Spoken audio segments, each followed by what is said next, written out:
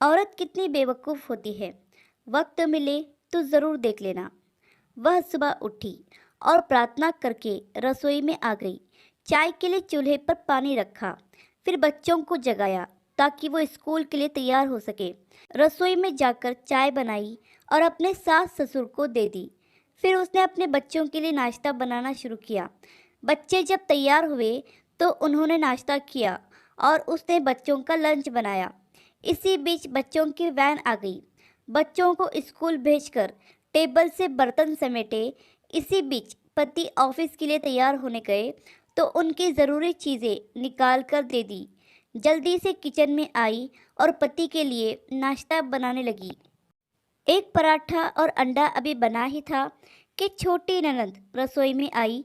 यह कहकर नाश्ता ले गई कि मुझे कॉलेज जाने में देर हो रही है। उसी समय देवर भी यूनिवर्सिटी जाने के लिए तैयार हो गया। जल्दी से पति और देवर के लिए नाश्ता बनाया और मेज़ पर रख दिया।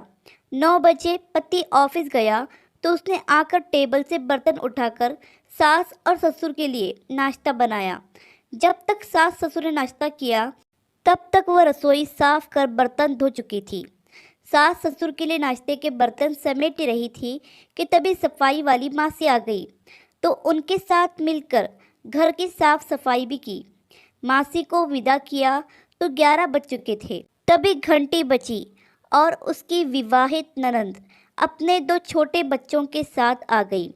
मेहमानों के लिए जल्दी जल्दी चाय और उसके साथ कुछ नाश्ता बनाया। उस समय 12 बज रहे थे। वह जल्दी से रसोई में खाना बनाने गई तो सास की आवाज़ आई, आज अपने ननंद के लिए कुछ अच्छा बनाना। उसने ननंद के लिए स्वादिष्ट खाना बनाया और जल्दी जल्दी रोटी बनाने लगी क्योंकि 1 बजे थे और उसके बच्चे आने वाले थे। बच्चे जब स्कूल से आए तो उन्होंने मुंह हाथ धोए, कपड़े बदले और उसने उन्हें खाना खिलाया। तभी कॉलेज से छोटी ननंद भी आ गई और देवर भी वापस आ गया। उसने सबके लिए जल्दी जल्दी रोटी बनाई और सबको परोस कर खिलाया। जब सब खाकर उठे तो 3 बज चुके थे और उसे अचानक भूख लगी। उसने मेज़ पर हॉट पॉट में देखा और एक भी रोटी नहीं बची थी। वह सब बर्तन समेटकर रसोई में जा ही रही थी कि उतने में उसका पति घर में दाखिल हुआ।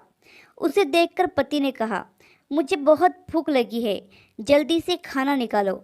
वह झट से रसोई में गई और अपने पति के लिए रोटियां और कुछ सब्जी बनाने लगी। जब उसने अपने पति के लिए खाना बनाया तब 4 बज चुके थे। उसके पति ने उससे कहा, आओ तुम भी खा लो। उसने आश्चर्य से पति की ओर देखा क्योंकि उसने सुबह से कुछ नहीं खाया था। वह पति के साथ खाना खाने बैठ गई। जब उसने अपने मुंह में रोटी का टुकड़ा रखा तो उसकी आंख से एक आंसू निकला। उसके पति ने पूछा, तुम रो रही हो, क्यों?